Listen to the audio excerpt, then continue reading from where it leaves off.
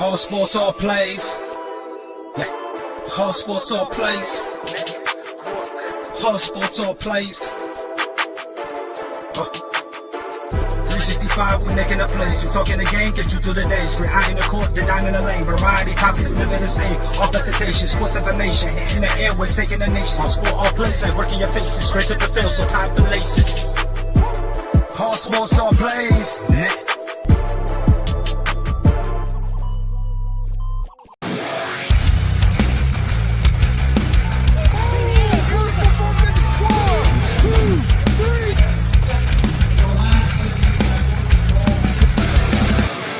That'd be absolutely devastating.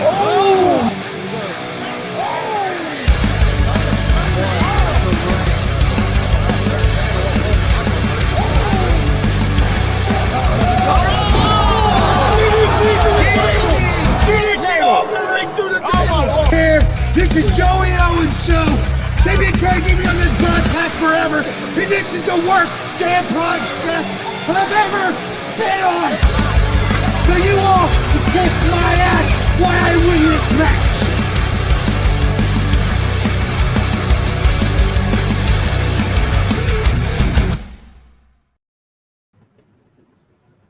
All right, what's happening, everybody? Welcome to G.W.R. Gonzo'S Wrestling Room, August 19th, 2024.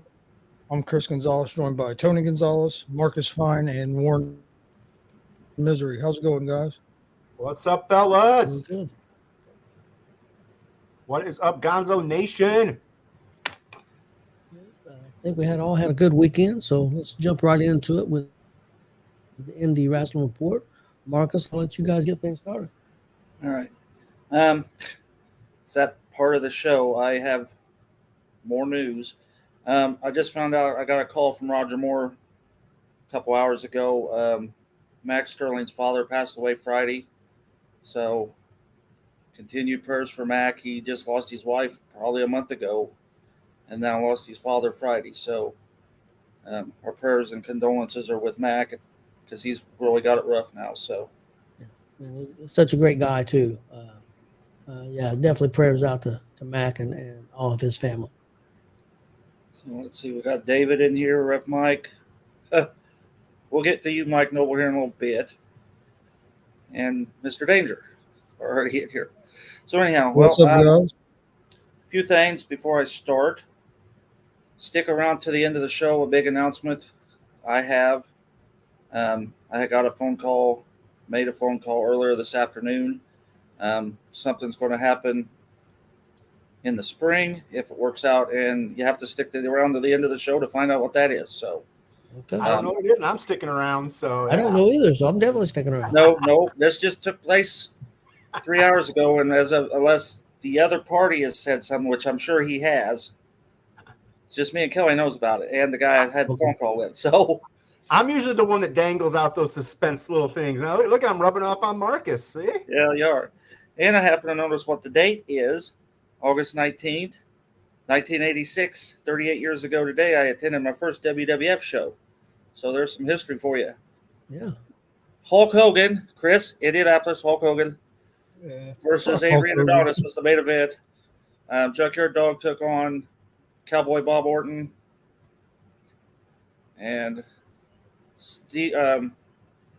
Randy Savage took on George Steele in the same match that they had at WrestleMania 2. Exactly. Move to move. Really? And yeah, I see that, and it's like, hey, I've already seen that match. So, but yeah, that was 38 years ago today. All right. I can tell you I wasn't at that show because Hulk Hogan never showed up that damn show I go to. Chris Gonzalez was not, so. Yep, first show ever. First WWF show, I'll put it that way. Okay, I was at the Outlaw Arena Friday night. A very awesome show, number one of the three I had over the weekend. So Jason Levi defeated Cecil Cerveza.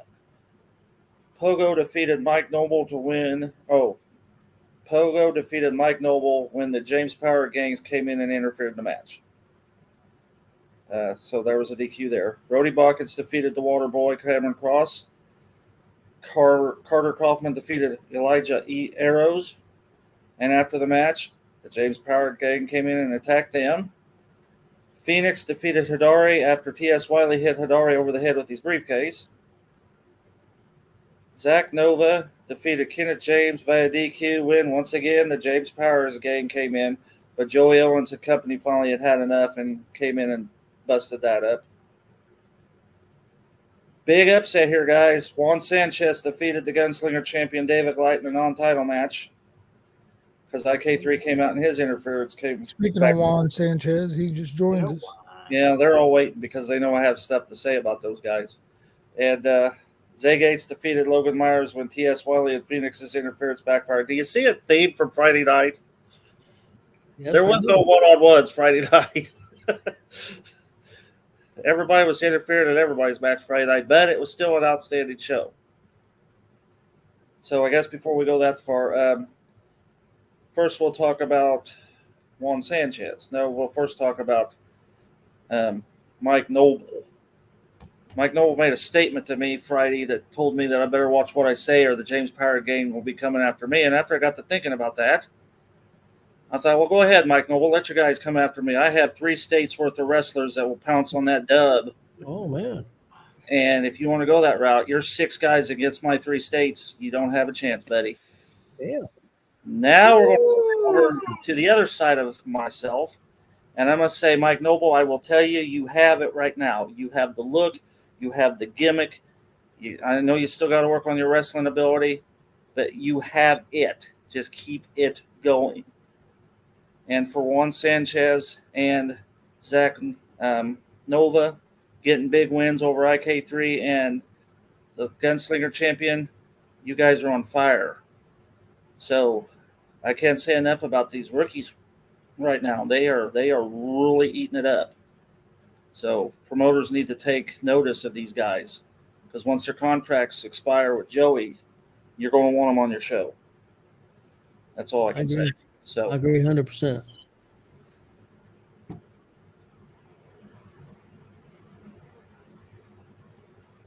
No, the crap hole got handsome.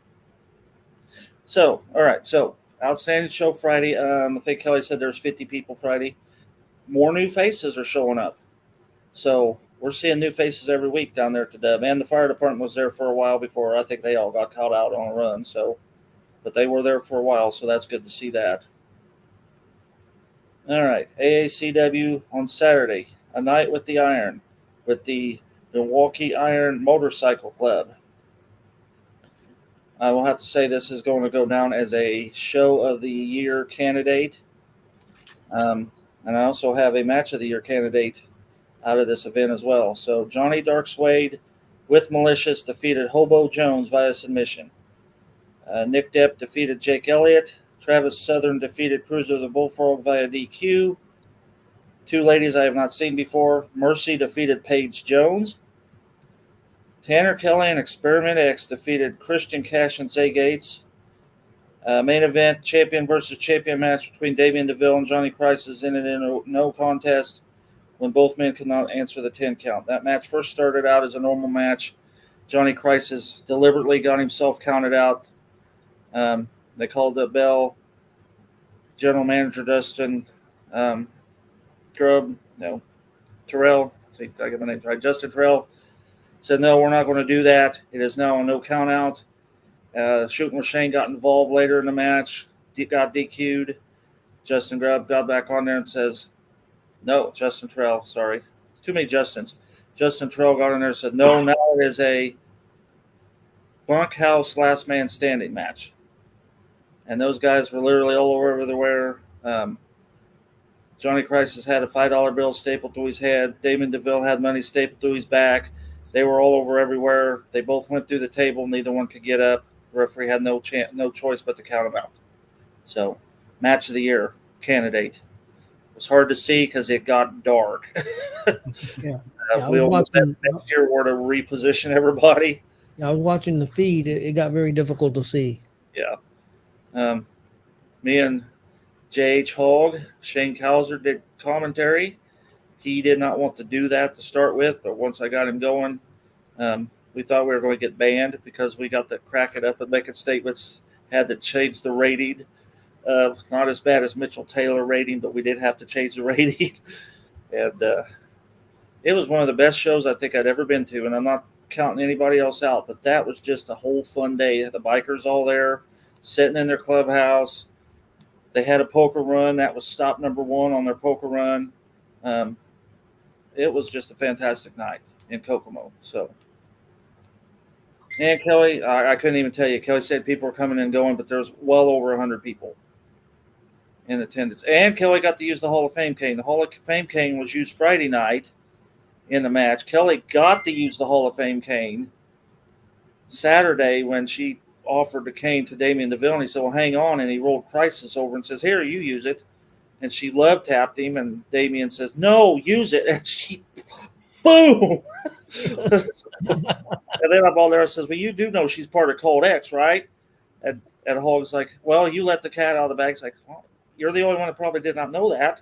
But yeah. So fantastic night. Real quick on that, Marcus. Real quick, got to see because I was watching the show. Watched quite a bit. There of you go, Marcus. Which one am I looking at? Chris is holding. Can't get it close enough to the camera, but oh yeah, I know. I see it. Kelly's got one of them too. Bunch of crock of shit. But anyway, I did want to say that I seen Zay Gates jump off that roof. Yeah, Zay Gates jumped off the roof. That was pretty cool. So I wanted to give him a shout out. Now I'm going to make a statement. If Zay Gates comes back to watch this, Walter's seen it, and Walter is trying to put him in touch with that video I sent you guys last week of that backyard crap in Pennsylvania. Because the minute Walter put that name down and I looked like, oh no. And I'm sure Zay will not have anything to do with that, but well, who knows with Walter? Yeah. So yeah, Saturday was fantastic. Oh yeah, I guess they handed the belt over to Tanner. I'm not sure what was going on with that. That's another bunch of crock of shit. How do you have a belt? Just like the fanny pack champion. And now we got a. Oh, we're not. Hey, that fanny pack champion. Don't go yet. It made an appearance this weekend too. Did it? Oh God. 2 of them actually, but no. Tanner come out. He's holding up the belt to me in the shade. It says, "I am the champion." It's like, you dipshit, you got your belt upside down. And he goes off. He comes back. He says, "This is what gold looks like." Says, "Dude, that's made out of silver." Yuppie. Tanner, come on. Says, you go to buy a Goodwill belt, at least know what you got to hold up. So again, talking about Tanner, and you're talking about somebody somebody's in call to action, not extremely bright, so you got to give him a pass. Well, I will say this, Tanner, on a side note, you did very well Saturday in your match. Much improvement, my friend. So, all right, me and Warren talked yesterday. We were in Oakwood, Illinois yesterday. And everything was fine. I want to settle some rumors out there that it's true. That I have to apologize to the Illinois State Patrol. I'm very sorry for the residents of Oakwood, Illinois. The lines of cars literally coming to be where the ratings draw was to be part of this show because they knew myself was there, Marcus Fine was there, so they knew where to be. I'm sorry that there were so many people there, and like I said, sometimes that fire department has to show up and cut people off. But yeah, that's a little pre-note there before Marcus. Oh yeah, it got so bad they shut the interstate down. Yeah, those Illinois State troopers weren't happy with me when I was trying to go home at night. They made sure I got to the state line. So you think we're kidding, but you wouldn't believe maybe they that. were making sure that you got out of the state. Maybe they wanted you gone. Maybe they sure. They had enough of me. I don't know if I'm gonna be able to go back. No, you got to go back. You got to cover it next month. So I'm going to read them off, and Warren's going to tell you about it. So, are you guys ready? We're ready. I think Kelly said 120 is what she's seen. It was it built. I put that little video on it. I mean, it tripled what that because that was before the show even started. Yeah, they hadn't even opened doors yet when he did that. So, okay, opening match. Tyler Scott defeated Jordan Dye. It was good. I mean, it was good. It was a good match. I think both styles of people ended. You know, they meshed well. Jordan Dye is an over heel. He does it well, and you know Tyler Scott's that's his backyard. So you know, and it was a lot of back and forth. It was hard hitting. It wasn't but yeah, and it was weird though because was it Scott or how that Tyler Scott got the win? Was it he got the win? But yet they played Dye's music, so we were confused for a second. But then Dye got back in and started beating down Scott and pile drove him in the ring and left him in the ring. All right, I got an update. Ref Mike Norton, who's one of the referees and good friends with Cecil, 160 to 170. Good. Outstanding showing. So Miguel Murphy defeated Kid Riot. First time I'd seen Kid Riot. That was the second time I seen him. I saw him last month in NVW. Once again, it was another. This one was a little faster. Marcus did have the line of the night when he said that it was a good thing the wind didn't blow, or Miguel Murphy would have blown away outside the ring. But yeah, it was a good match. If I remember right, that was Murphy. Murphy took the win on that one. Yes. He come out smiling. We just figured he was happy that the wind wasn't blowing because they'd have to go pick him up at the guardrail over there. But he's got a shirt that says "Warning: I make kids cry." Yeah, I want to get me one of those. I loved it. I don't know if that's a good shirt to wear. Yeah, I love it. All right, Zay Gates defeated, and this is in the order of elimination. Zay Gates defeated David Light, Corey McHenry, Christian Cash, Kenneth James, and Joey O'Reilly. 6-man scramble elimination match. He is now the number one contender for Jimmy Carrott's AVW heavyweight title. And that's everything was exactly what you thought when you hear like a lot of those guys. It was constant action. I don't think there really was much of a dead run in that, and I think when we saw it down to Gates and O'Reilly there, they went off really well. I've told Marcus the show too. I'm starting to become more and more. I see Joey O'Reilly, the more I'm becoming a fan of him and his wrestling. It always seems he's very clean. He's very crisp with his moves and what he does, and that's a guy that Cecil can use with his little other stable of really good people and build a good promotion around if he can keep him there. But yeah, I agree. And there was a stipulation because the commissioner guy come out and said if Christian Cash did not win that match, then his title shot would go to the end of the line. Because there's a running feud between Cash and his little group and the commissioner. Yeah, Cold Hard Cash. There's like 5 of them now. Cash. Yeah, I had to learn a new word, a new song, but I got the word down. By the end of the night, I had that one down. Cash. Instead of whoop, whoop. So, yeah. Just give me a little look too when I was going lame. Hobo Jones' shirt said, "I put the STD at stud." So, oh God. Oh, and that 6-man match too was the first appearance of the fanny pack. Yes, fanny pack champion Christian Cash, and he had it in the ring and it was partially unzipped. And who was it? Someone said, "Are those tampons?" Is that your tampon bag? So they're dying. And then he held it up to David Light. David Light, who's half the tag champs for AVW, says that ain't a title. This is a title. So we need David Light in ACW so he could show Tanner Kelly what a title looks like as well. But our good buddy Face Collector defeated Ace Anderson. Yeah, that was I mean, as much as I'm a good friend of the Face Collector because I try to stay on his good side because I don't want him to hurt me, I consider it a mild upset just because I know Ace has held a lot of different titles and done a lot of stuff, but that was another. It was a pretty close to almost a hoss fight. It was a couple big guys that went at it, and they said he got him in that claw and had him down. And I don't remember if it was a pin count or if he put him to sleep. But either way, yeah, he got him taken care of. And I think he had him down the pinning. Yeah. Yeah, he had some fans there too. Savage did, so that's cool. It's good to see him rocking and rolling. Oh, Jackson Morgan defeated T.Y. Ice and Jason Levi. Triple threat to become the brand new 210 champion. Now, the 210 championship, as it was explained to us, is a belt that the winner has to defend it 5 times, and they said he earns 5 keys. And if he defends it 5 consecutive times, then he can cash in the belt for a title shot Against Jimmy Carrot or whoever has that title. whoever owns the belt after 5. But if that belt changes hands, it resets.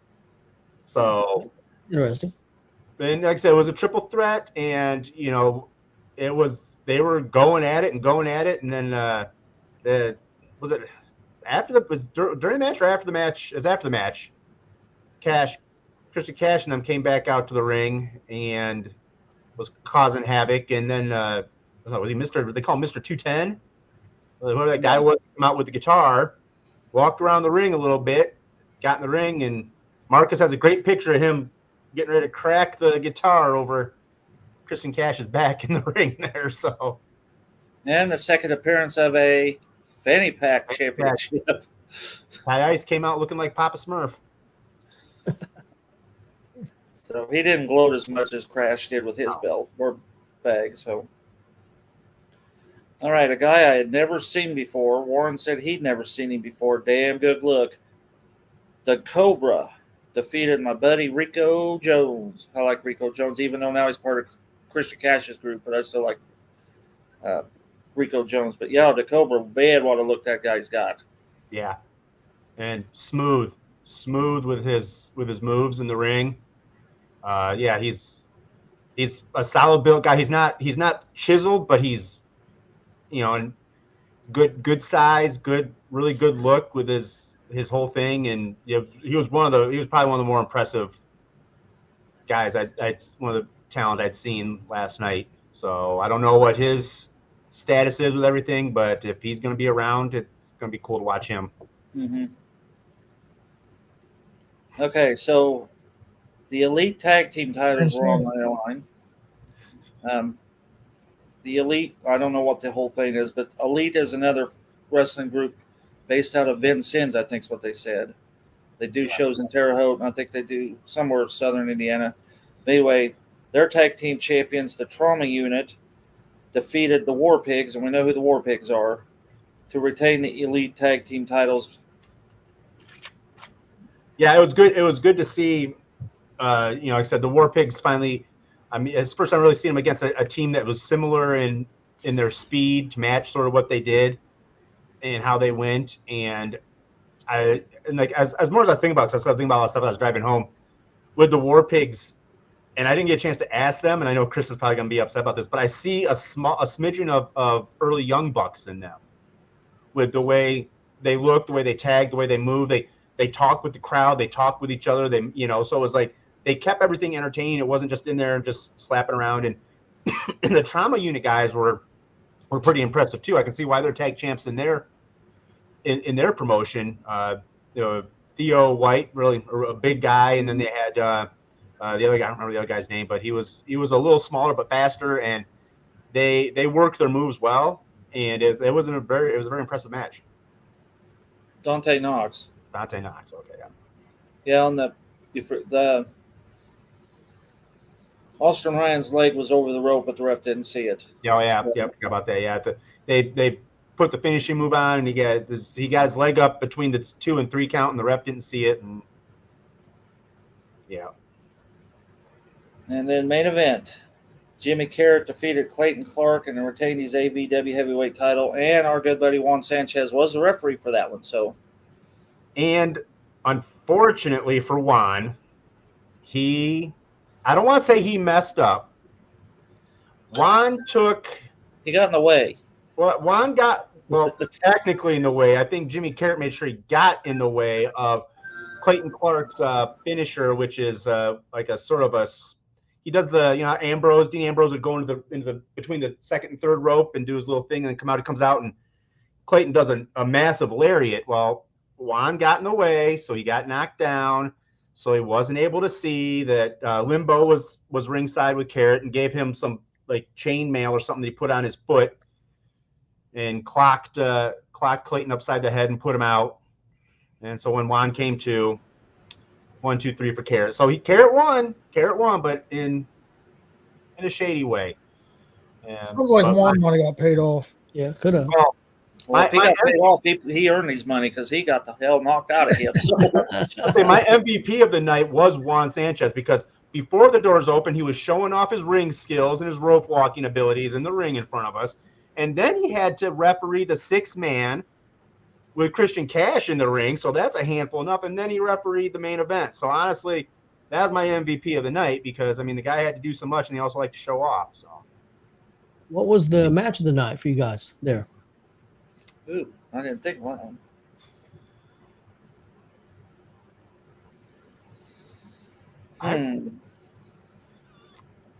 I'll probably go that 6-man tag or that 6-man elimination. Yeah, I was going to say the same thing, that 6-man elimination, just because it was good. It was good from beginning to end. Sometimes you get those 6-mans, you get a little jumble of styles, but it was a flow all the way through.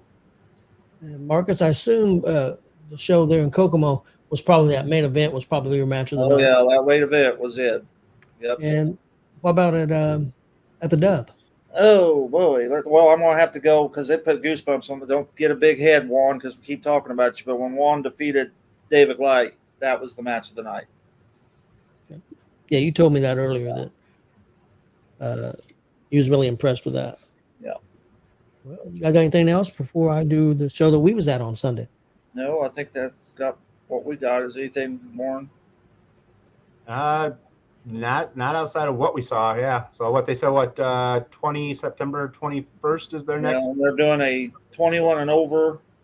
Then it's not age; it's a battle royal rumble type thing. 21 and over, and Zay Gates should be taking on Jimmy Carrot for the title. Okay. And we forgot to tell him TJ Powers was in the house or outside, and came in and started raising hell, and Cecil told him to knock it off. Well, Cecil's got to go through Waterboy the next show, and then if he can do that, TJ, Cecil Cerveza, October, hardcore match. And I may have him talked into a fans bring the weapons match. So sausage.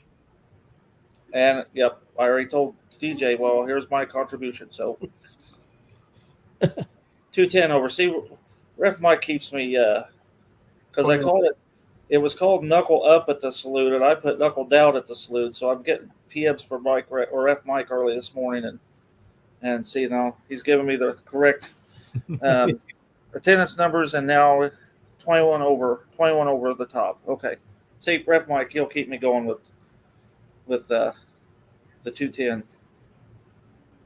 Okay, well, me and Chris was at FEW yesterday and saw a really good show. I really enjoyed it. First match was Ricky Guns versus Hank Calhoun.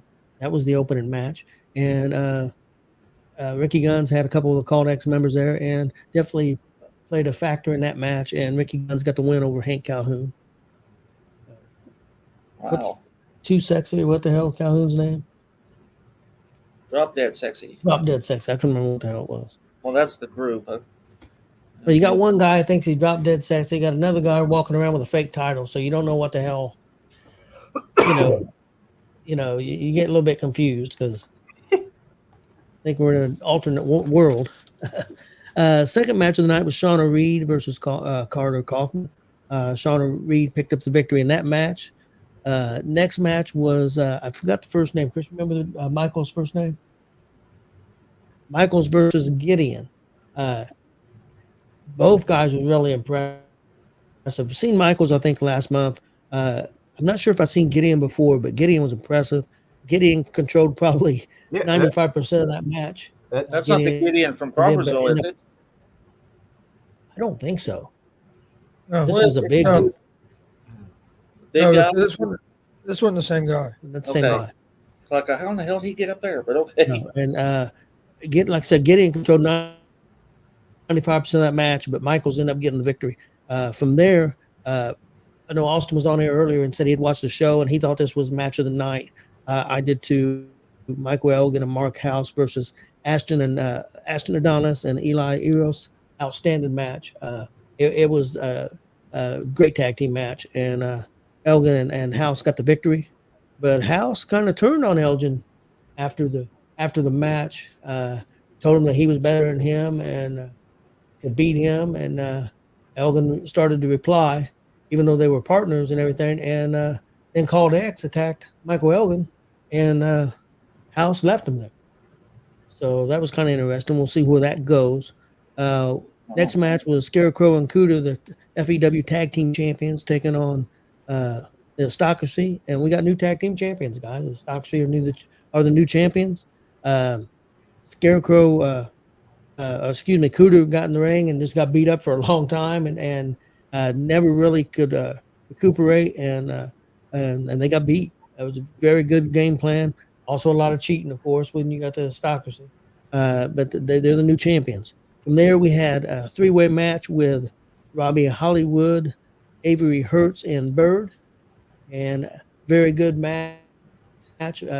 Avery Hertz got the victory there. And from next match, we had Cassidy versus Storm Garson. Cassidy controlled probably 85 or 90% of this match, but Storm Garson came back and got the victory. And then we had our main event, Brandon Day versus J.W.R. Very good match. Very impressed with J.W.R.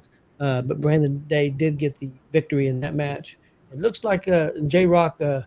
After the match attacked him and took him out and left him laying. Brandon Day didn't look good at all. So I think this is far from over between them two. But I thought it was a real good show. Chris, what do you think? I thought it was a real good show. Did you mention another women's match? Shauna Reed, Carter Kaufman? Yeah. That was match number 2. No, that was a good show. I would say match of the night is probably that tag team match as well. Tell you what, I'm really impressed with Bird. Both times I've seen Bird, he's been entertaining, and he can also go in the ring too. He's over. But yeah, he had that place going crazy. Yeah, it was a very good show. Also, I thought it was a real good show. I thought the first half was just a little bit better than the second half of the show. I agree. Thought it flowed a little bit better, but it was a real solid show. Yeah, that's 2 shows in a row that FEW's knocked it out of the park. I might say the last show might have been just a touch better because of the flow, but both, I mean, they're moving in the right direction. Fans out there, if you're anywhere close from Greenfield, go to their webpage, check out when they're having shows, go to the shows. It's a quality venue and putting on a quality show. And they're getting better and better, and they deserve bigger crowds. Not that they had a terrible crowd here; they did okay, but they deserve more. Let's get that place filled up, and it was a great show. I really enjoyed it. But the tag team match was really good. Also, want to give a shout out to Justin Danger. He did commentary with us for the first half of the show. I see Marcus shaking his head. Because Justin Danger was offered commentary to do commentary with me on Saturday, and evidently he was too good to be doing that. So he did. Have you seen it yet, Marcus? No, I hadn't had a chance. Yeah, you got to watch it. You got to watch that. He did the first half with us, but you need to watch that. It was very good, and your name was brought up quite a bit. But yeah, Justin did a great job, so definitely had a lot of fun with that. Sounds like we had a lot of really good shows. Yeah. So that's awesome, and I know there was other shows that we wasn't at. So people go out there and check out some independent shows. Yeah, we learned that last night. You don't like factions. I was giving a little bit of hell. Did you guys go have wings? No, it did not. We had some car trouble, and I was aggravated about that. So he didn't have a good day yesterday. Yeah, that'll do it. But I think we got it figured out. Yeah. So, and at least it's not going to cost me a bunch of money like I thought it was going to. You didn't spend a lot of money. Yeah, I spent a lot of money. I thought I was about to get. That's why I was so irritated. Well, you was irritated. I'm the one getting wet. Damn window wouldn't roll up, and we're in a damn rainstorm. And I got one side of my body all wet. We're going down the highway. I look like Two-Face. Half of me dry, half of me wet. I mean, and see, last last year he was mad because Withers wouldn't go down, and he come in Yeah. the same predicament, but it's because he sweated his ass off for Well, Bugsy to I wherever was he would I go. was completely wet then. Yeah. Now I prefer the getting wet and the window being open than being in a 100-degree car. So I can't complain about that. Yeah, that window wouldn't go up for nothing either. No. Oh. Well, guys, let's move on. We'll move on to our wrestling report. I'll start off with Monday Night Raw. We had start the show with Rhea and Liv Morgan, and a segment there with Dominic and Liv, and Rhea's in the ring, and they're talking things out. And they're up in the crowd, Dominic and Liv, and then out of nowhere shows up Damian Priest. I thought it was really well done. What'd you guys think of that? I thought it was well done as well. I see mean, Liv I still has yet to buy new shorts. I guess she's just going to wear those forever. But I like the I mean, fact I'm fine. I'm fine with the wearing the shorts. Yeah. I liked it. It's grown on me a little bit. I know I've been pretty crucial of the everything with the way it's going. The one thing that I did, you could tell there was a difference in Liv's mic work compared to Rhea's mic work. I felt it did seem like Liv was maybe going off of memory. I mean, she did throw in a couple little things when the crowd was chanting sloppy seconds, but it didn't make a lot of sense when she's like, I'll take his sloppy. No, you are the sloppy seconds, Liv. That's what they're saying.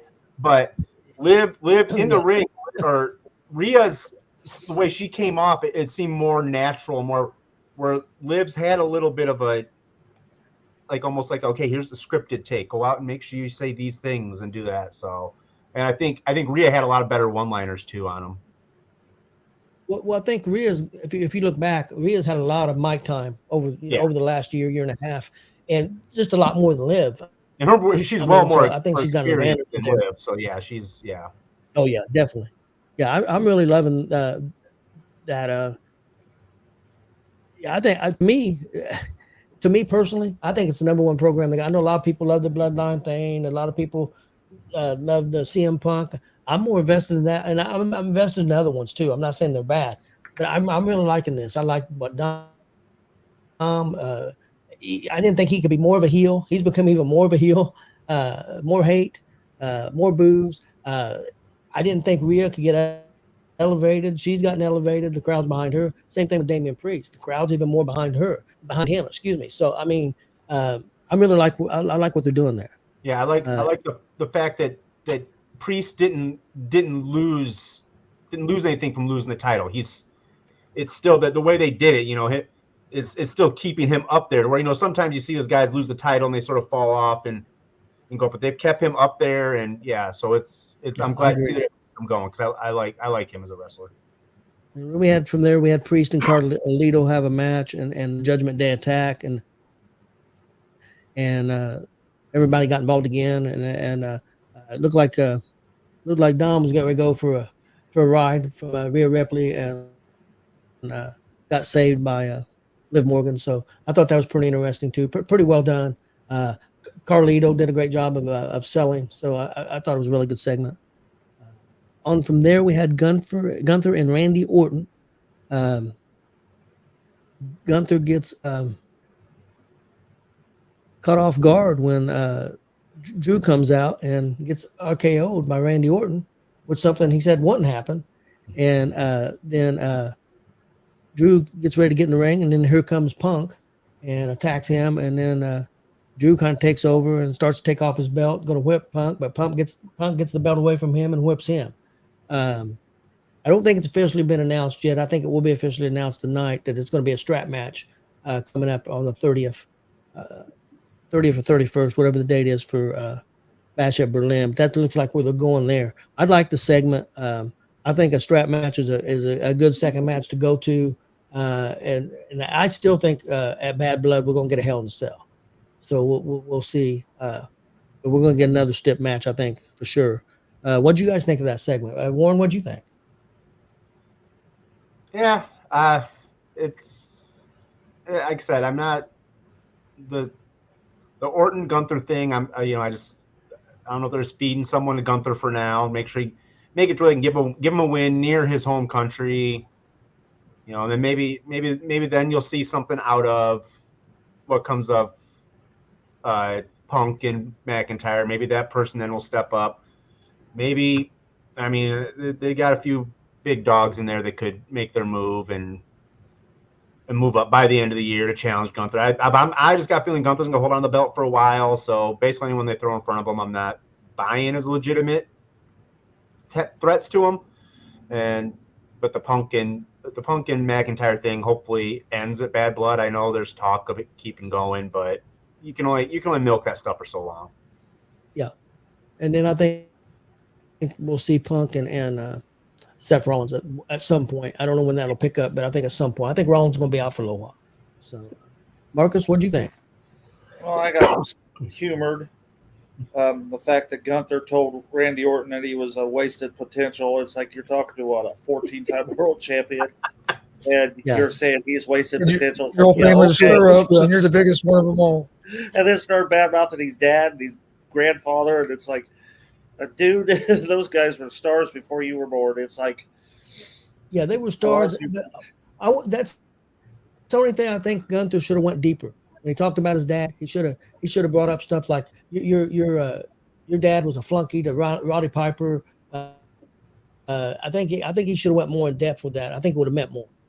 Just other than just saying that, he was his secondhand guy and he was the ace. He wasn't anything. I think that would have been a little bit better on the story. Even just like you, he failed in the main event at WrestleMania.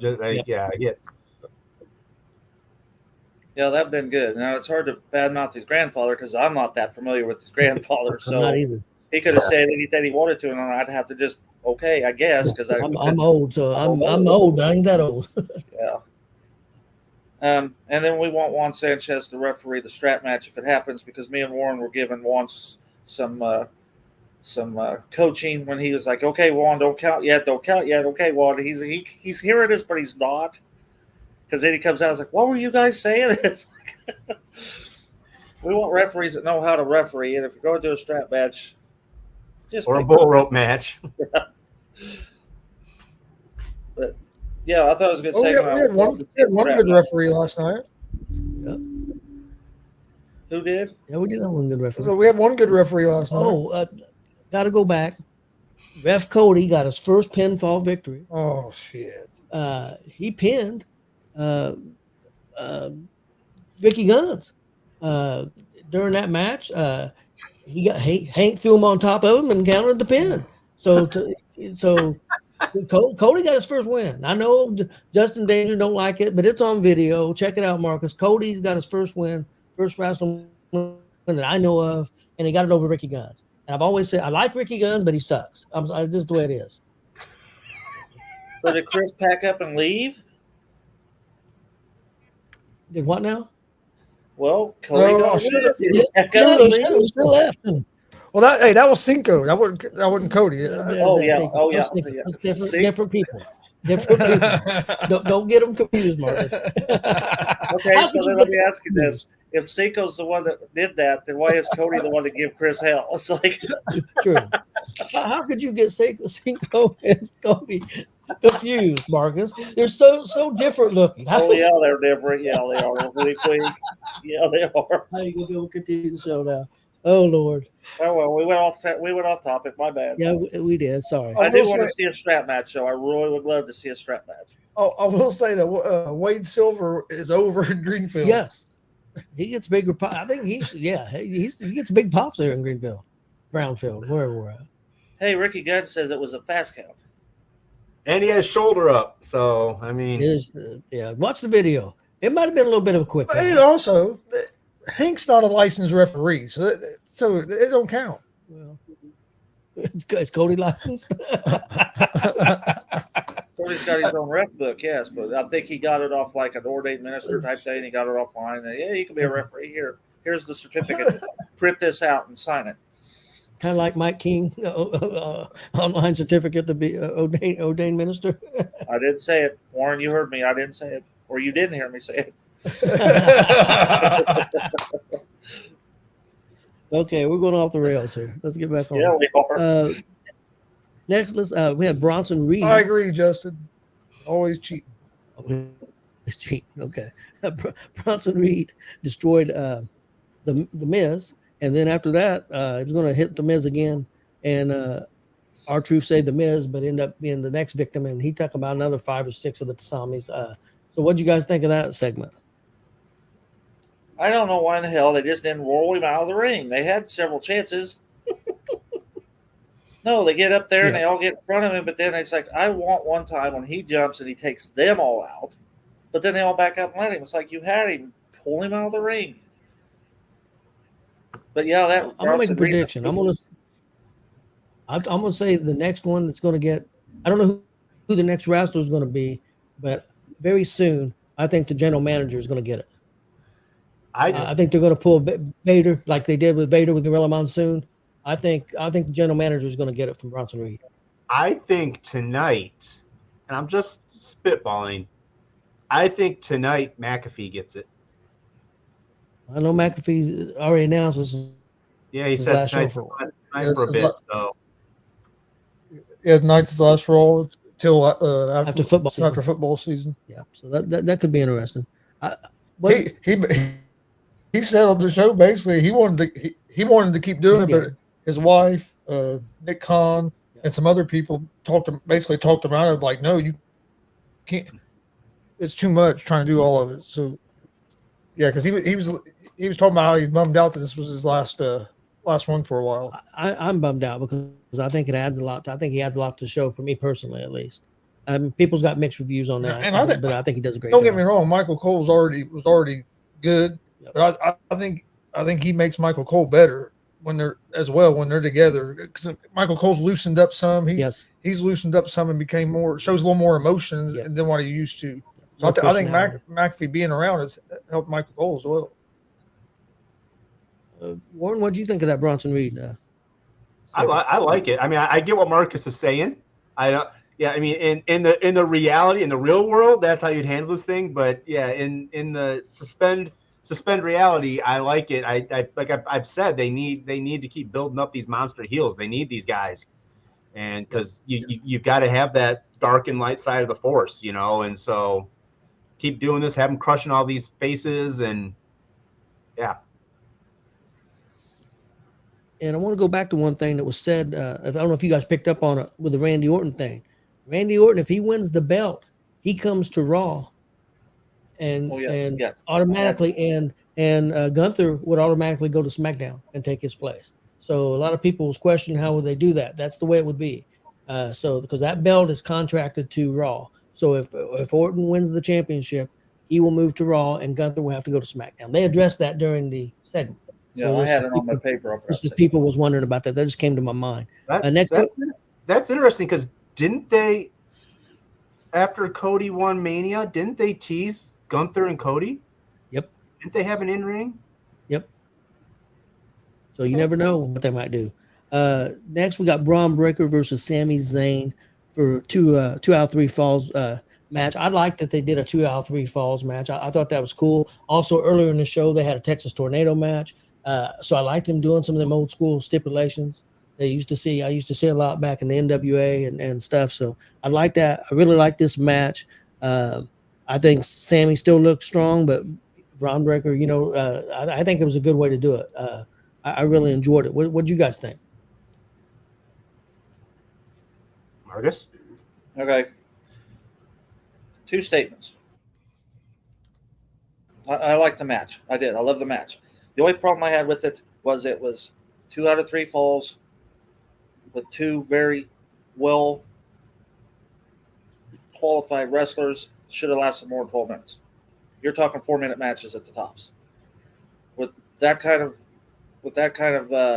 talent, that should have. If you're old school, those sometimes took 45 minutes to do that, and to get it all out in 12, I think they rushed it. Braun Breaker made a statement. I don't remember, he yelled at Sammy or something, and he so sounded like Rick Steiner. You could hear his dad in him. So you can definitely tell he's a Steiner. I like the Hurricanranas, but now Warren can attest, we are seeing a lot of them on the indies now, and it seems like everybody wants to do one of those now, whereas that was a kind of put to sleep kind of move that nobody was using that. Now that Braun Breaker's using it, everybody's using it. It's like Yeah, the Frankensteiner. And, Yeah, what did I call it? Hurricanrana. Is it the same Close. thing? No. Okay, see, that's why Chris knew what I was talking about. Yeah, the Frankensteiner is sort of like where they go flip straight. The Hurricanrana is sort of a. All right, Frankensteiner. I'm sorry. Have you guys noticed what excuse me, what McAfee calls it? He don't call it a Frankensteiner. He calls it the Breakensteiner. He's put Breaker's name into it and kind of rebranded it. I don't know if you guys have noticed that. And I do like the way he's doing it. He's really not doing it like off the like throwing him into the ropes and doing it. He's putting him up on that top turnbuckle and then doing it off there. I do like that he does it that way. And I like he's got that little pause. I like the fact that he's got that little pause and jump. It's just a little bit different. So I enjoyed the match. I do agree with Marcus. It could have been a little longer. But I'll tell you what, Braun Breaker is one of the most athletic dudes I've seen. I mean, when he jumped from the ring all the way to the announce table and hit that clothesline, yeah. I mean, that's a hell of a jump just from standing still like that. Yeah. And then when he tossed Sami Zayn into that announcers area, that was wicked too. I got that on. Oh shit! I dropped it. Yeah, I think I have that on my paperwork too. Yeah, that was crazy. I would like to see. I would like to see Braun against some other guys because I mean, as we all know, it takes two to tango with this stuff. Yeah. I think Sammy being such that veteran is the best thing Braun could have because he can really make him look and he can make those moves that Braun's doing look effective. And so it's going to be interesting to see. Like I said, I'd like to see him up against some other guys and keep that mesh going with him. But he's definitely got everything set. I mean, dude is ready to rocket ship.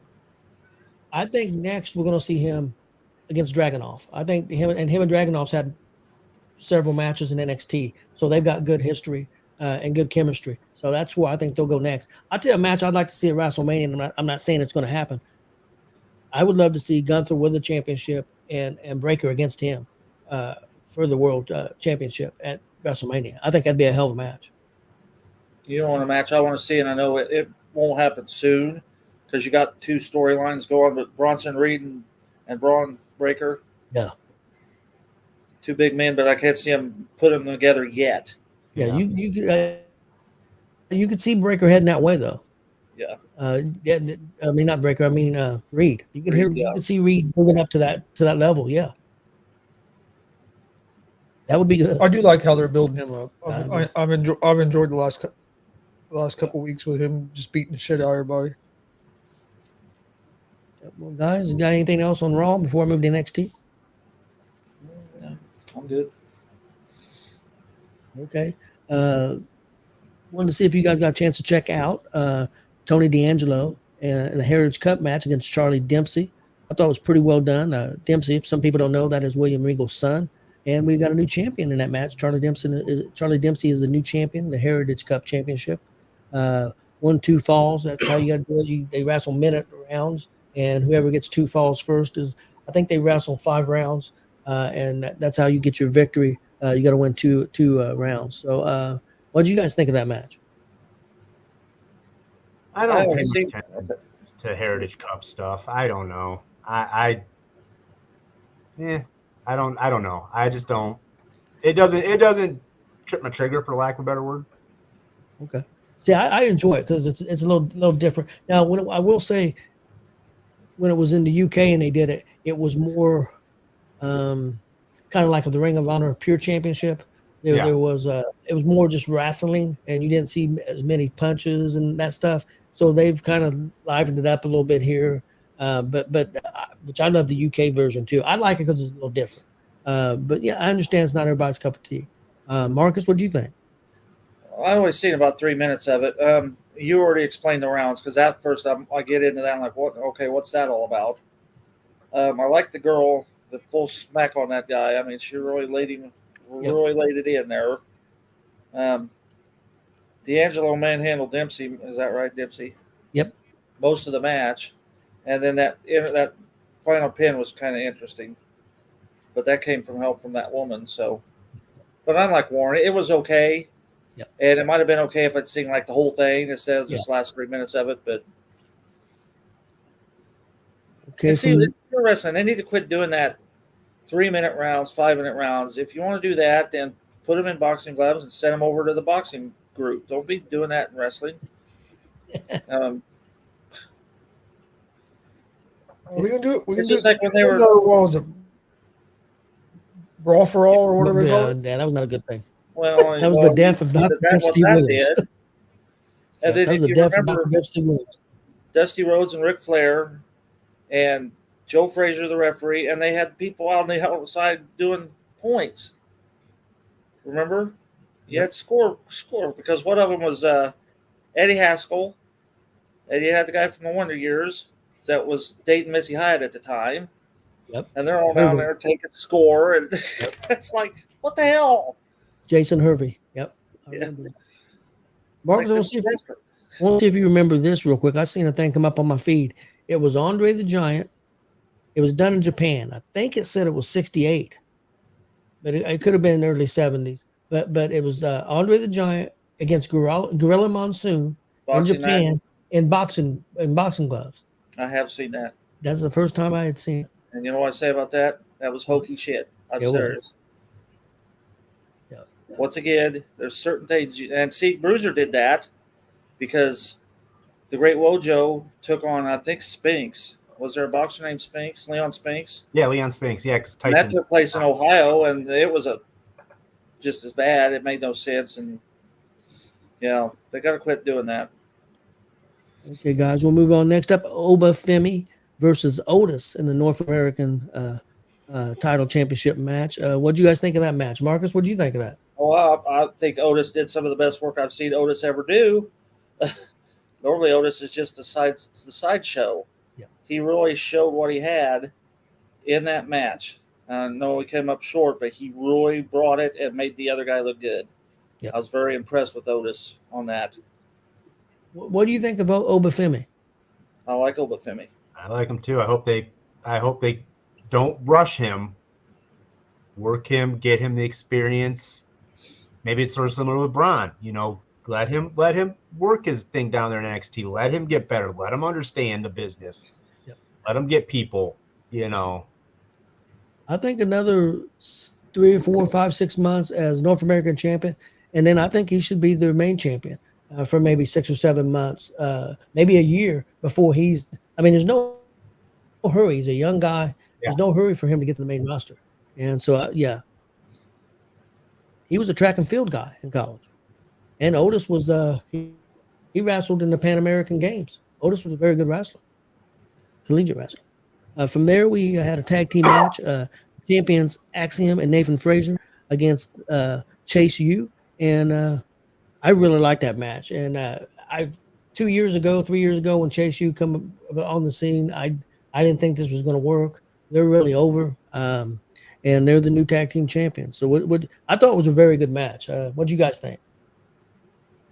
Yeah, I'm good with it because I think it's Axiom and Frazier need to get in some single stuff now.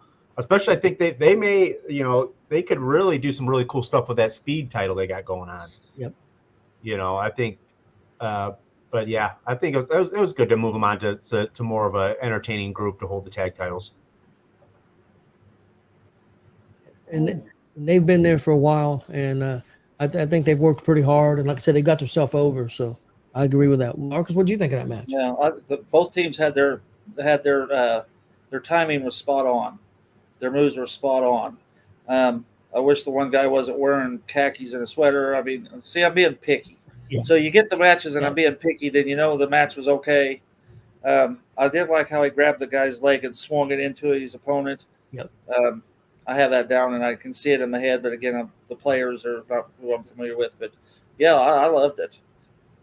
Yeah, I thought it was really good. I think NXT's doing some really good things, getting better all the time, and getting ready to go to the CW. So we'll see how that works out. NXT does a lot of fast-paced stuff, don't they? Seems like they need to maybe pull a match or two and slow it down a little bit.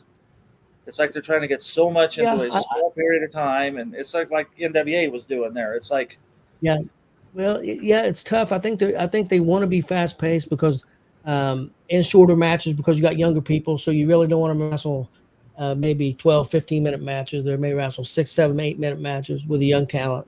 Less chance of messing up, but still getting that TV time and that time in front of a crowd. But they do go pretty fast. I do agree. It wouldn't hurt them to take just a little step back. But nowadays, that's what the viewers like. Viewers like fast pace. Yeah, Now- they still do. Now, Tony, before we move on to SmackDown, there was one thing in Raw that we didn't hit on that I wanted to hit on. Okay. Was Bo and his video, Yes. the Y6 video.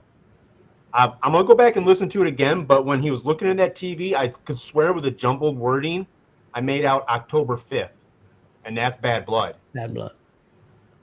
So I'm wondering then if, they're how he kept, he kept mumbling things and saying things, and like I'm pretty sure I picked out October 5th out of that. Okay. So maybe that's going to be their next big thing. Yeah. But also, I think that was another cool tribute, another cool way to move them on. And then they weren't on. You didn't see him for the rest of Raw. So yeah. Anyways, let's move on to SmackDown. Yep. Okay. Well, I'm gonna do AEW real quick. Oh, AEW. Yeah. See, even I forget AEW now. So lame. Okay, the first thing we had the opening match with Sheeta and Mercedes Moné. Okay, that's enough AEW talk. Okay, Let's wait a move minute. on. That's enough for Katie Monet talk. I make a motion. Yeah, I know. We did have Britt Baker come out and attack Mercedes, and Camille made the save. Because I hate to be, because people say you're an AEW hater, and I know you're not a big Mercedes fan, and since she's come over there, it just ain't working. I don't know what's wrong. It's just not working. Oh, it's like, in all the casinos, they have the person they call the cooler, the guy that'll sit down next to someone that's winning a lot of money. She is the cooler. Like, she comes out and that crowd is dead. You go back and you watch that. That crowd is absolutely dead. It kills anything because, and I've never been a fan of her, even way back in NXT. I've always thought her work was sloppy. I thought she was unentertaining. I never liked her. And this is just like the stamp on. I would gladly trade her back to WWE for a James Ellsworth. I mean, just James Ellsworth. And that's the thing. She got the writer that wrote for her in WWE is there now in AEW. Jen Pepperman's her name, and it's still not working. I don't know what's wrong. It's just a big disconnect for me. And I still think she's pretty good in the ring. To me, I think she is. I think she does a good job in the ring, but on the microphone, and I think WWE was smart enough how to use her, and I think that's why she got over. I think she thinks she's a lot bigger star than what she is. I think she's got a really big ego, and I think Tony Khan's listening to her. She ought to be in the Indies then. Yeah. Next up, we had Darby Allin come out for a match, but he was attacked by Jack Perry, and they fight in the back, and then finally gets broke up by security, and Jack Perry asked for a coffin match. I liked the segment. I didn't think it was bad. I'm still not really sold on Jack Perry as a real intimidating heel. He just don't have that look to me personally. But I didn't think the segment was bad. I don't know why Jack Perry would be asking for a coffin match. I could understand Darby Allin asking for a coffin match because he's done several coffin matches before he has. And I know some people online was complaining, why would he ask for a coffin match? Well, he's done coffin matches before. He's not the Undertaker. I understand that, guys, but he has done coffin matches before. I think Darby Allin's cooled off since he's come back. Warren, what do you think? Yeah, there was a lot of rehashing. They've done the thing with the door coming down on Darby before, and he had the box set up ready to crush him. It was right there with Darby pouring gas on him. We knew it wasn't going to happen, but they were teasing that, and I think that's why Perry's asking for the coffin match is because he's felt embarrassed by what they did to him in Blood and Guts. So he wants in turn to go back to Darby. But also, yeah, Darby has cooled since Sting left. Yep. And then I don't know, it's Saturday night. Did you see what Perry did? I did not. I showed Marcus this. He wrestled some guy, put him in a body bag with Darby's name on, said, "I've got my own belt." And he pulled out a TNT belt that was like black with like, it was like, and everyone's like, another flip. Was it you win a belt, you get to change it and make your own? It was just you just think the call X. Called X. Yeah, I was it'll be a spot fest. Yeah. Marcus, what do you think of that segment? The only good thing about that segment was the attack, because the guy come running out of the dark. He didn't have a chance to react because he came out of the dark. But like Warren said, the old garage door, stop the big equipment box. I mean, shit, we've seen that.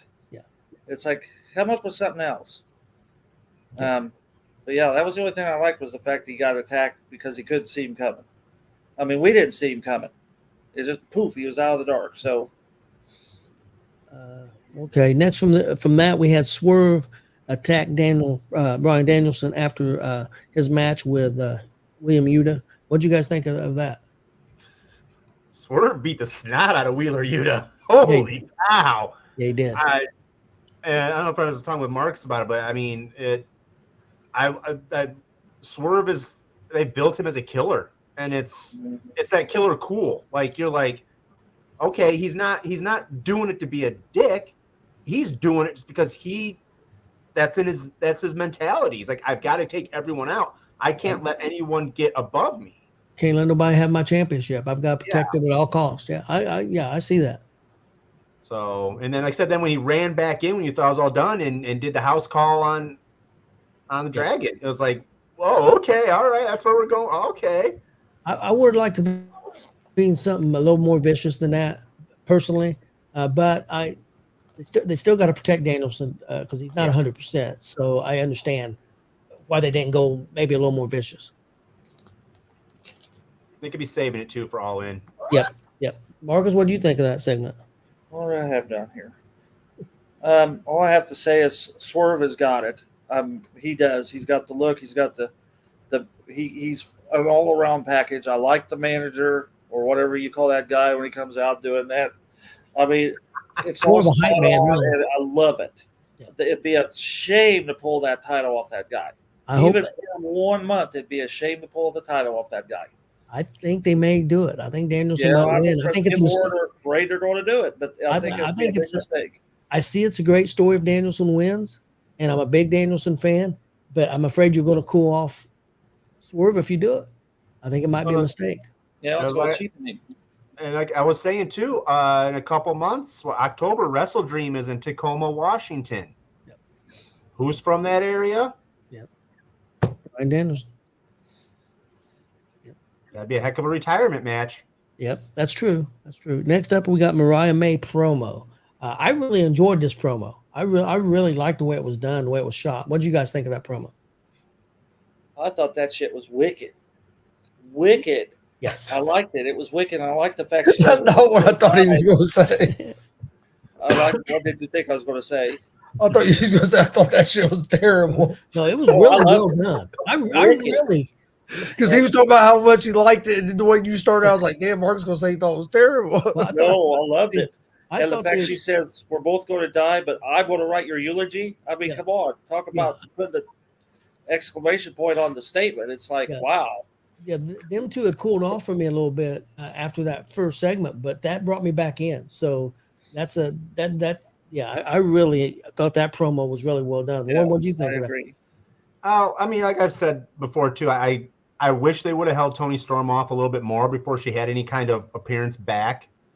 I understand completely what they're doing with her. That was a Faye Dunaway, Mommy Dearest. Just this lady with nothing to lose type thing with, going in, playing in with her timeless thing. I get that and whatnot, but I think the pop would have been greater if they would have just held her off, let Mariah May just constantly berate her in the ring every Wednesday night with nothing coming back from Toni Storm, and then it all in, just show up, just that crowd would just go nuts when she comes in. but I get where they're at with the unhinged Tony Storm. So that's cool. I do like that. That's something fresh and new. You don't really see even any guy or female wrestler like that. Just.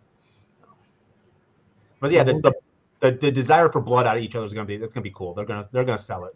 Yeah, I think so too. I think that's going to be. It could steal the show. We'll see. Hopefully, I hope it does, but we'll see. Next up, SmackDown guys, and we open the show with Tiffy time. Tiffany Stratton doing a great big celebration for Tiffy time. Yep, That's that's what she calls what it. I'm Tiffy time. She calls it Tiffy time. Okay. I'm a big Tiffany Stratton fan. Get over it. But she does a big celebration for. Get over it. I was gonna say what I was about to say. For Nia. She's a big. She did a champion celebration for Nia Jax, and Pretty Deadly's there too, and they do a musical for Nia Jax. I don't think she was a big fan of that, and I don't think she was a big fan of the party. It was all pink and really wasn't her style. But things get broke up by Michin with a kendo stick, and she starts taking everybody out. Pretty interesting segment. Warren, did you get a chance to see that? I did not. I didn't know if you've seen SmackDown or not. You didn't see Tiffy time? SmackDown's a tough draw for me. Just because I got turned off because it was so bloodline saturated, and I mean I can start watching it again to try to get back into it, but I mean I just sort of read. I'll read what goes on, but I really don't watch a lot of it just because. The show had been a little down the last 2 weeks. I think it's picked up pretty good. But a lot of that's with Roman too. So, but there's been some real good matches on the show. That's the next one. The next one I'm gonna go over Carmelo Hayes against Andrade. This is the third time they're wrestling. I think they're wrestling a best of 7, and Andrade was up 2-1, but Carmelo Hayes got the victory. So now it's 2-1, and it was a very good match. It was, of course, like I said, Carmelo can go and Andrade can go. So it was really good. From there, we had the Street Profits in a #1 contenders match against DIY. Outstanding. I thought commentary really sold the match. I thought the match was fantastic. Street Profits got the win. They're the new #1 contenders. They'll be going for the championships, I believe, this Friday night. But coming up. But it was a really good match. If somebody's looking for a good tag team match, check that one out. And then from there, we had Solo come out to the ring, calls out Roman. Roman comes out, at first destroys the new bloodline, but then out of nowhere, Jacob Fatu comes out. The thing that impressed me about Fatu was he still had a walking boot on and was still attacking and running around that ring with a walking boot. And he ends up taking Roman out. And I'd say Roman's going to be out for a couple weeks. I hear he's not supposed to be back on SmackDown till middle of September. So I think you're going to see Roman gone for a few weeks. I figure he'll come back and they'll set something up for Bad Blood. Probably him and Solo for Bad Blood, I would assume. Real quick, Warren, I'm not going over all the matches. I don't know if they got all the matches for All In even put out yet. They'll probably add another 4 or 5. They'll probably try to get up to 20 before. But I think they're at 9 right now. But Tony Storm and Mariah May, what do you think is going to happen there? Who do you think wins that match? I think it's going to go to Mariah May. I think they're going to put the belt on her. I think they've seen enough of her to where they feel she can carry it. We may have Mira Shirakawa may come into play. But yeah, I think that's the direction. I think, I think Tony Storm's the kind of talent that can recognize when a belt needs to go and move on. So okay. Next up, MJF and Will Ospreay. What do you think there? I think it's going to stay with MJF. Yeah, but don't you think if Ospreay loses twice in a row to MJF, that hurts him a little bit? It can, but What do you think he's Teflon? The fun, the fun is in the chase. Because MJF works better. Heel MJF works better with a title than heel MJF without a title. And because it's just the whole "I'm better than you" and I know it. I've got the belt. I am better than you, and I think that would cause a chase. And even then, we don't know. because once again, you can't put the belt on Ospreay, but eventually Ospreay's probably going to get to that point where he's going to compete for the title, the big one. So, but I mean, yeah, I could see either way. But yeah, being in his home country, that may be the payoff. Jack Perry and Darby Allin. What are you looking at there? He's going to stay with Perry. I think so too. Mercedes and Britt Baker. I think Mercedes wins the match. I don't think there's any way. Yeah, it's going to stay on her. Yeah, they're not going to give her a short run. It's going to be a run, and someone from somewhere is going to come in. I don't know. I don't know the status of Jamie Hayter. She could come into play into this. Camille's obviously probably going to come into play some way, somehow. Yeah. Oh. Swerve Strickland and Bryan Danielson. I'm 50-50 on this. I don't know which way they're going to go. I don't know which way they're going to go, and I don't even know which way I want it to go. That's the thing. It's like, because it is Swerve is such that hot champ, but then you're like, give the Dragon that last run, and like I said, with Wrestle Dream and Tacoma. The thing of it is, I worry about is normally when a champion loses the belt, he don't win it back. At least in AEW, that's the way they've done it. Now, if they would have Danielson win and then a couple months later have him lose it back to Strickland, I think I'd be okay with it. But they normally don't do that. But the problem is you got Hangman hanging out in the background against Strickland, so you got to keep the belt on Strickland to have Strickland versus Hangman. Yeah. The only other avenues I see with all this is if, say, he loses, and I think it hasn't been official, but I'm pretty sure he's gonna stay with AEW and he's gonna be a backstage guy. Yeah. But I can also see them pulling something at Wrestle Dream of him being introduced as the general manager and taking over everything in some way where, like Christopher Daniels is no longer doing, like just something, so he's still there. But I've been wrong on a lot of stuff. I've been right on a few things, so we'll see. Okay, that's all I have for AEW and All In and everything. Just got a couple more things here real quick. Well, I did have one more AEW thing. They're going to hold a stadium show in July of 2025 at the Texas Rangers Stadium, baseball stadium. Place holds probably around 50,000 people. Warren, what do you think about that? Do you think with their sales, what it's been in the United States, do you think that they can sell 40 or 50,000 tickets in Texas?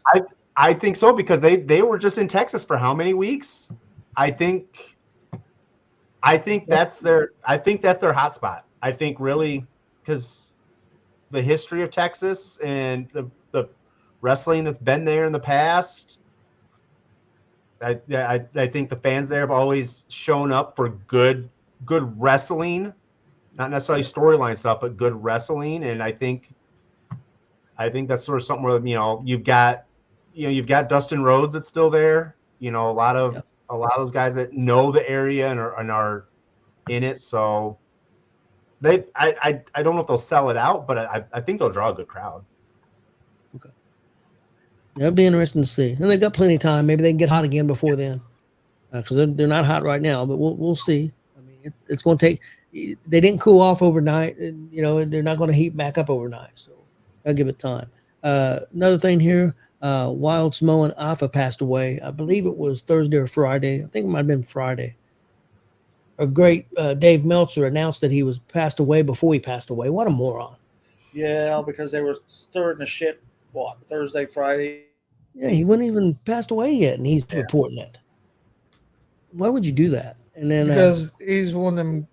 Dave Meltzer. He's one of them people that he don't care about like having integrity or anything. It's all about being first. Yeah. It's all about being first and getting those clicks, and that's all a lot of people worry about. That's true. Instead of being worried about being right and then also having respect for somebody. Sika passed away. The other Wild Samoan, maybe a month ago. I think they said 2. Okay. So both of them are gone now, and I don't know. Of course, we're a different age. That was a long time ago, the 70s and 80s. Marcus, where do you rank them as a tag? They're right up there. The more you think about it, those Samoans, They were right up there for one of the top tag teams in the 70s and 80s. Yes. Would you say they're top 10 all time? I would. Yes. Yes. Yes, Yeah, I would say top 10 of all time, somewhat. And not only that, they did a lot for the business. Period, training people. They trained a lot of wrestlers. They birthed a lot of wrestlers too, but that's another story. Yeah, I've heard some rumors about that, but yeah, I did hear about that too. But yeah, they'll definitely be missed. Both of them were probably about late 70s or 80s. The one that just passed this 89s? week was 81, and the other one was like 78, I think is what I seen. Okay, so they passed away. And I've got one other thing, and you guys will have to put on your thinking caps here. You can have front row tickets to watch any match in history, or if it can be a match that you just want to see. What would it be? Who would you want to see? You have front row tickets, 2, 3, 4, whatever tickets you want. Front row, front center. What match would it be, guys?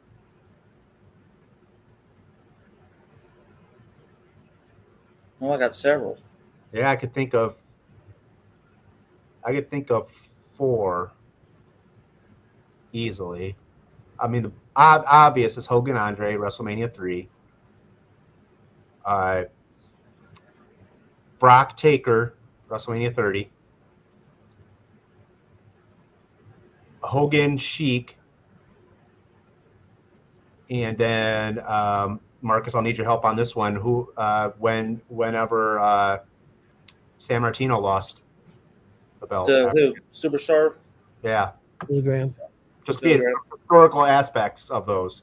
Yeah, them are all good ones. Mine would be Andre and Hogan, I agree. And then the Hell in the Cell with Foley and Taker to be right there for that would have been. Yeah, I would probably would ship. Would have been Well, awesome. that's what Big Glenn just said. King of the Ring, 98, right behind G.W.R. and the King. That would be the ideal spot. You're right, Glenn. Yeah. That would be a. I mean, yeah, that would be because just thinking about that match is just still crazy. Ref Mike Norton, he said Sting and Undertaker. That's a match never happened, so that's a match. They teased that, didn't they? I would have liked to have been one that I'm really fond of, Shawn and Ric Flair. Ric Flair's so-called retirement match. Of course, it wasn't a retirement match, but I would have liked to have been there for that. The Michaels and Taker matches at Mania would have been good ones as well. I wasn't front row for the second one, but I was there. So.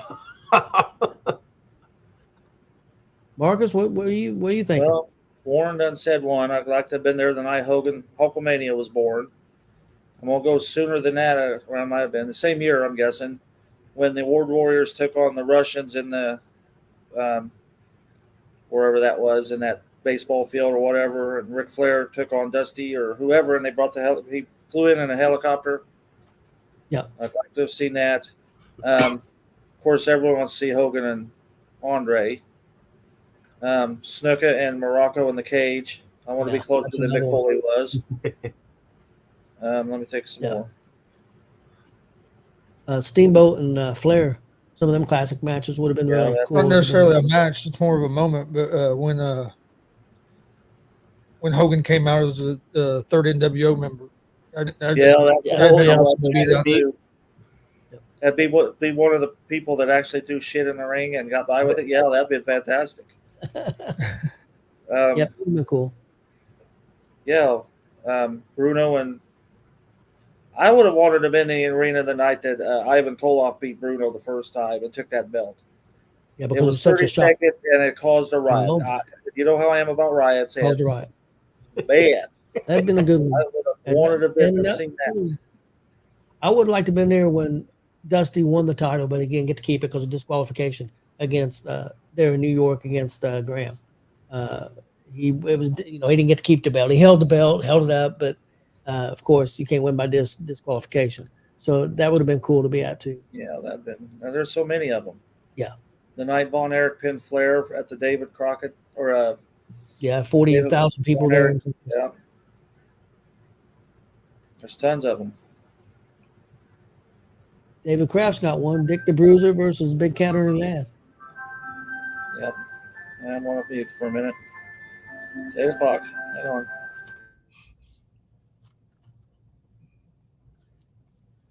You know, I know we're up against 8 o'clock, but I wouldn't be doing my thing as the new guy here if I didn't hit up on New Japan had their G1, the finals of their G1 Climax tournament. Yep. And for any that don't know, basically they have blocks and wrestlers wrestle against each other, similar to the Continental Classic, score points as they go through, and then they get down to a tournament style. And basically the winner of the G1 Climax gets title shot at Wrestle Kingdom in January, which is their big show. Yeah. And Zack Sabre Jr., first-time winner, he won it against Yota Tajui, and he shunned tradition, and he challenged Naito for their next big show. I believe it's in October at the Sumo Dome Wrestling. But it's sort of a big thing. It's sort of a big deal. Yep. If you watch other stuff outside of the couple here, but I read about that, and I was like, that's pretty sweet that Zack Sabre Jr. This is Okada's won this numerous times. A lot of other big names have won this. Zack Sabre's only the second American to ever win that. Yeah. First one's Kenny Omega. And so I don't know if America is Omega even American, or is he or is he Canadian? Kenny's Canadian, yeah, North American. So okay. Yeah. Some of Kenny's early stuff in Japan is hilarious to watch. When he wrestled the blow up doll, oh man, that's some funny stuff. Yeah, there's up on the feed the other day. There's one of those promotions they had a blow up down. A lot of other wrestlers like there's a few other wrestlers that wrestled with blow up down. It's so funny how they make it look like it's legitimately going on. But Omega wrestled that little girl that time, probably 8-9 years old. Yeah. Well, now that we're going off that Friday night, see, I get in the dub early. Elijah Arrows was running his match out by himself, and it was artwork because you could swear he was wrestling somebody with him. He was that spot on that you could picture that match. So that kid's got he's got a bright future. He's a rookie too. He's another one of them rookies. And, yeah, from when I've seen him, he's real impressive. Yeah, he's very good. Well, guys, that's all I've got tonight. We got some big shows coming up this weekend. Let me see. Saturday we are Kokomo, if I remember right, ACW or Sharpsville, and then on Sunday we'll be at War Pro Wrestling. So a lot of big shows. I think we'll all be at War Pro on Sunday. So definitely looking forward to that. And we'll see you guys next week. You guys got anything before we go? You want the announcement? Yeah, the announcement. Yeah. All right. I was at AVW yesterday. I get a PM from Damien DeVille. You have time to talk. I said, well, I'm at a show. We'll talk tomorrow, which is today. And it's kind of weird because last month when I was at AVW, I got a text from TJ Powers. You got time to talk? And it's like, well, no, we can talk tomorrow. And just to tell you how great me and Warren are, TJ Powers sat down and ate lunch with us. No, man. Even a veteran knows what greatness is. Now, do we need to get a shovel to 210 and start scooping? Yeah, it sure does sound like it. But and a minute ago, referee Mike Norton wants to know where all the fans were at. Well, they're still stuck in Oakwood because the police haven't let them out yet. And look at the chat. Look at all the people in the chat. But anyhow, okay, so I talked to my good buddy David DeVille earlier today, and I didn't know where it was going. This will be the only time this will be brought up until it actually probably takes place. Sometime in the spring of 2024, the wrestling collection upstairs will be unearthed and brought to light for the first time in 20 years. As Damien DeVille and company will be coming to my house, and we're going to open that up and let the world see it. Cool. And that was awesome. I guess they were talking after the show and they were putting the ring up, and people want to see what's in that collection, and they're willing to come. And sometime in the spring of 2025, that will be unearthed. All right. That's awesome. So I know I got Bruiser autograph. I got a Bobo Brazil Senior autograph. A Calypso Jim the night that the riot happened. The Bruiser riot. Well, Bobo Jr. as Calypso Jim. That's up there. I have pictures of the Bad Boys of Wrestling tag team titles that Damien DeVille has. See, this is one I didn't tell him. I got pictures of when they were originally used before, when it was the Bad Boys of Wrestling. So there's a lot of stuff up there. That's awesome. Yep, I was excited. We got the okay from Kelly. From the boss. Having all these guys run into our house. Well, that, and hey, you ain't gonna have Called X in your house, are you? I can't say you never say never. I have a feeling yes. They will be Called X members in my house. Yes. Next time he'll have a big old X on his chest, and he'll be God, you know what that means? He'll have an X on his forehead. Keep all the silverware locked up and definitely all in a safe place, and don't give out the safe combination because next thing you know, Cult X will be walking out with your TV. Well, you don't have to worry about putting any gold out or anything because the one guy don't know the difference between gold and silver anyway. So or plastic. So yeah, plastic. So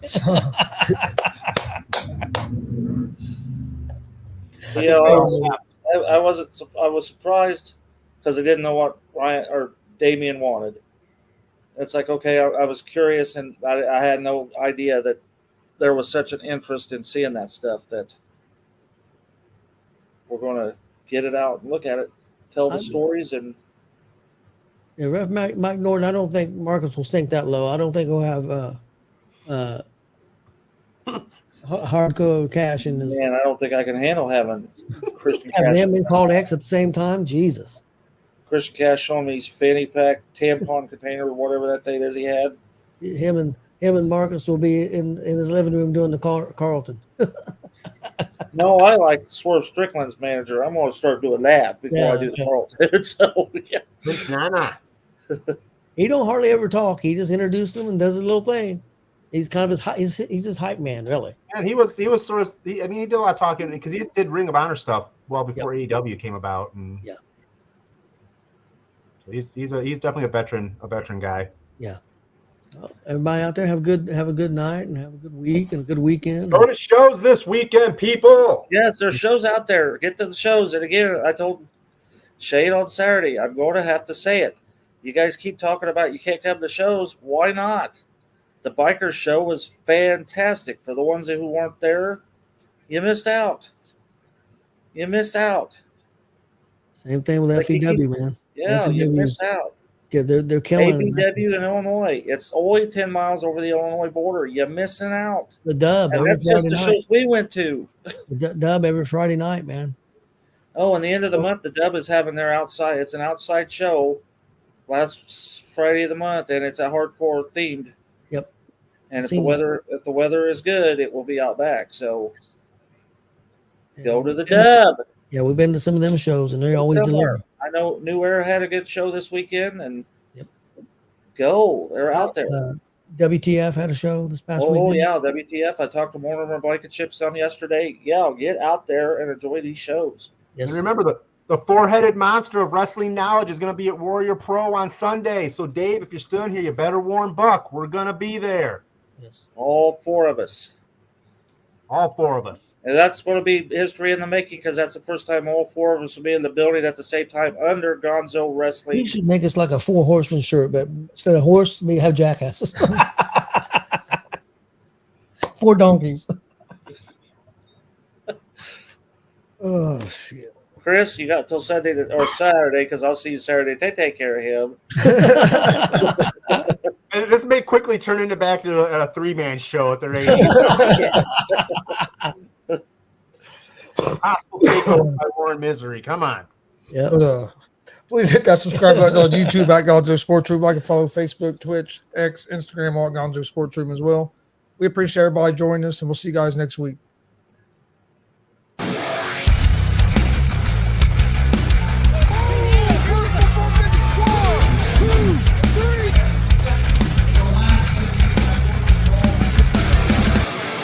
That'd be absolutely devastating.